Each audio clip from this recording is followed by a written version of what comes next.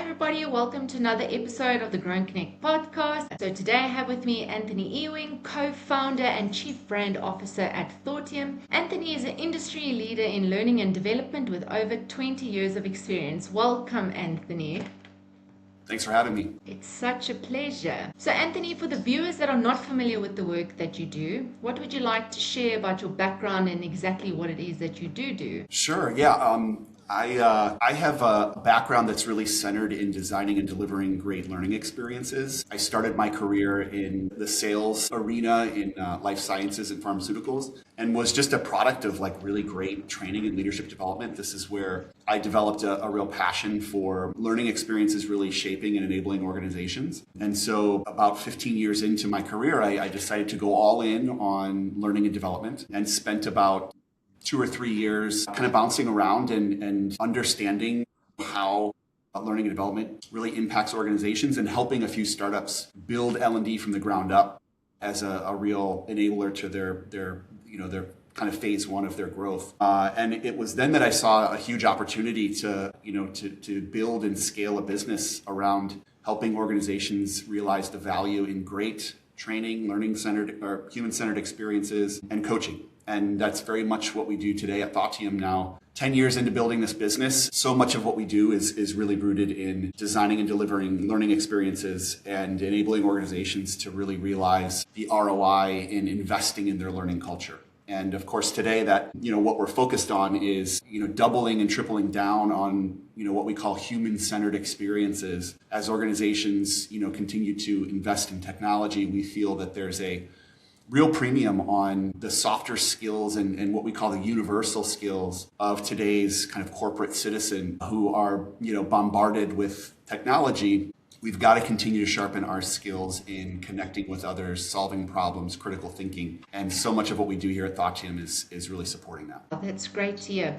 And then what are some of the challenges you face along the way to get to where you are? Yeah, well, building a business over 10 years is just a continual learning process. And as I look back, we're approaching 10 years, so it's a really exciting time to kind of look back and reflect. We've seen the business through a handful of different seasons. I would say that COVID was one of them. We were a small business that was challenged to show up for ourselves and for our clients in ways that we never thought we would have to.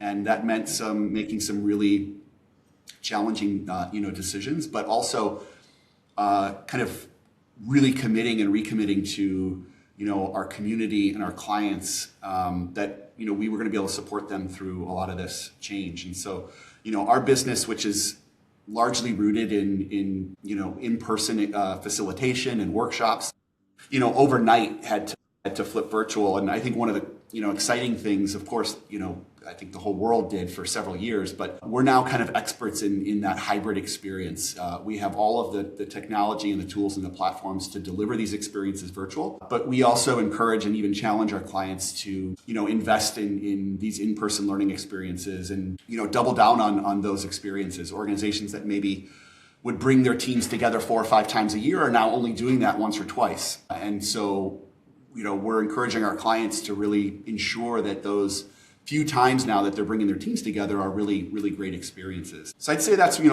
challenge that we've kind of overcome. And it's been really exciting to see the team step into supporting our clients in different ways over the last 4 or 5 years. I'd also say that in consulting and coaching, there's very little seasonality to the business that we do. And at the same time, there can be very little consistency in terms of, generating or maintaining pipeline. It's kind of the age-old feast or famine type mentality that as a solo consultant, you deal with on a day-to-day basis. But even as a growing multi-million-dollar firm, we deal with the ups and downs of organizations shifting budgets, gaining new clients,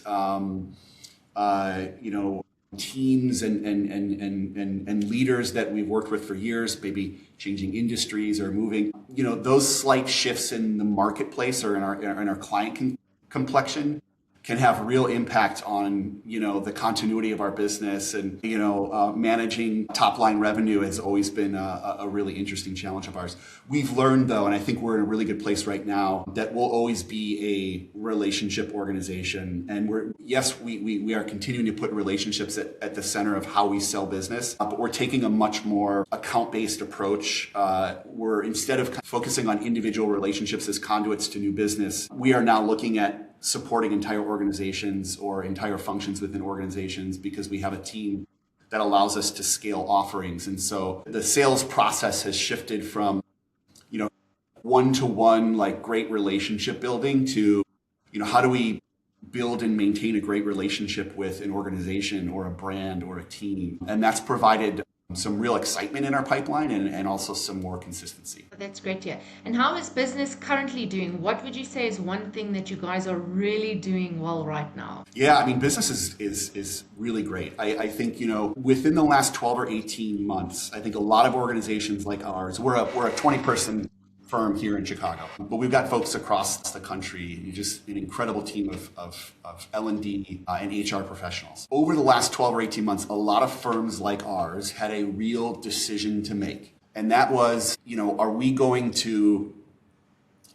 I know this word is overused, but are we going to pivot and kind of rebrand ourselves as an AI first organization or an AI transformation organization, which, is so enticing for, a consulting company or a coaching company, because it is absolutely at the center of conversations that our client organizations are having. It's clearly in the zeitgeist and in the purview of everybody that we're talking to. And at the end of the day, AI is going to make a huge impact on our clients in the way that they learn and the way that they work. But one of the really exciting things for us is that, as I mentioned before, we realize that our value proposition is in really human-centered and universal skill building for our clients. And we're realizing that is almost differentiating us now in an age where a lot of our peers in the marketplace are trying to kind of rebrand themselves as the AI experts. I can't tell you how many firms I saw overnight, kind of slap a little bit of like a filter on top of their website that says,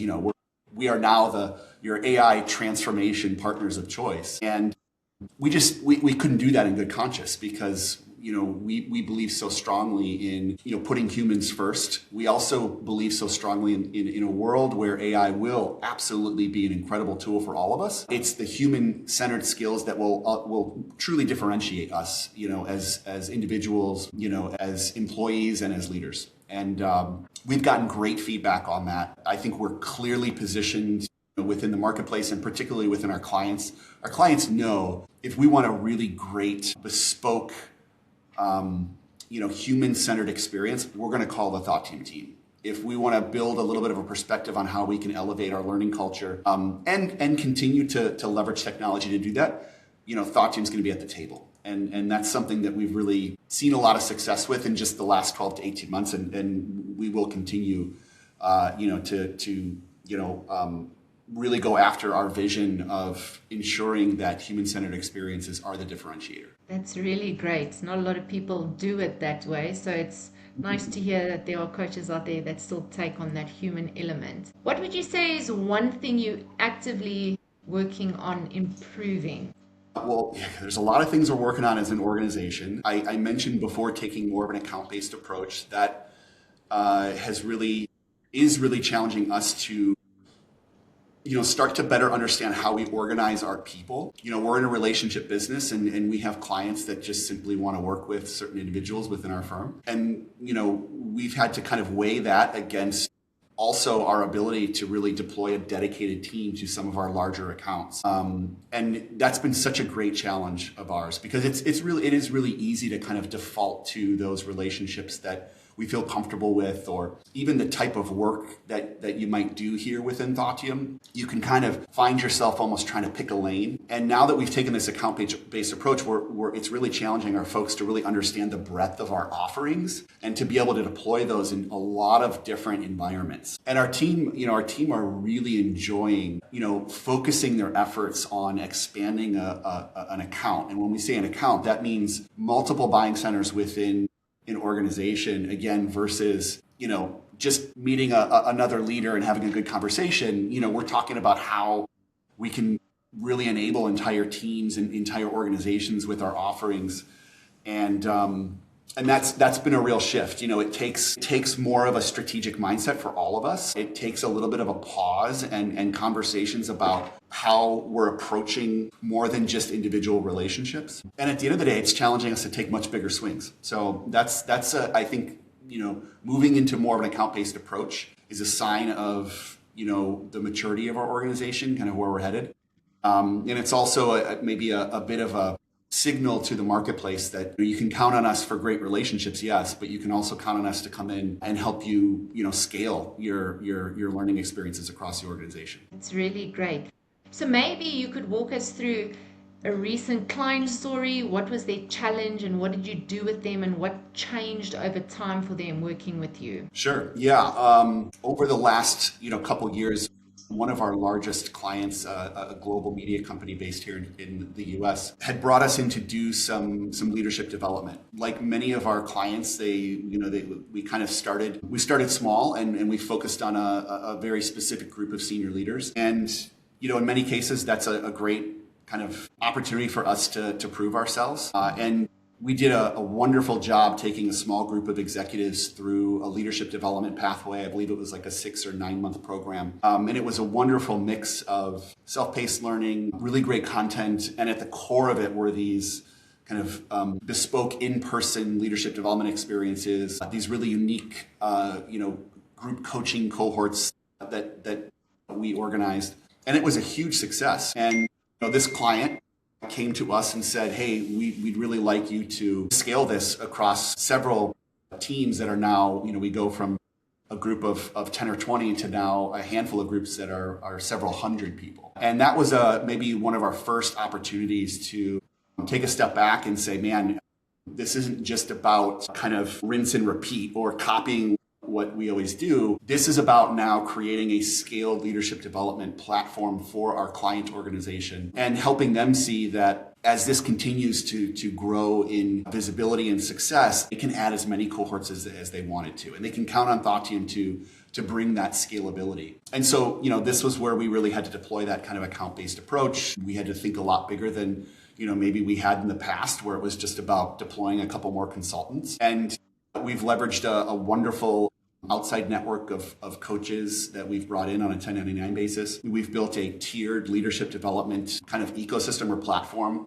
that is bespoke to this client. And they are now sending every level of their leaders through, from frontline leaders to senior executives. And it's been a huge success. They're now one of our top clients. That's really great to hear. And how has technology changed? So I know you guys are quite human-based, but how has it changed the way you attract and serve and retain clients, whether content or online, or the tools that you use behind the scenes? Yeah, I mean, it's definitely changed our approach.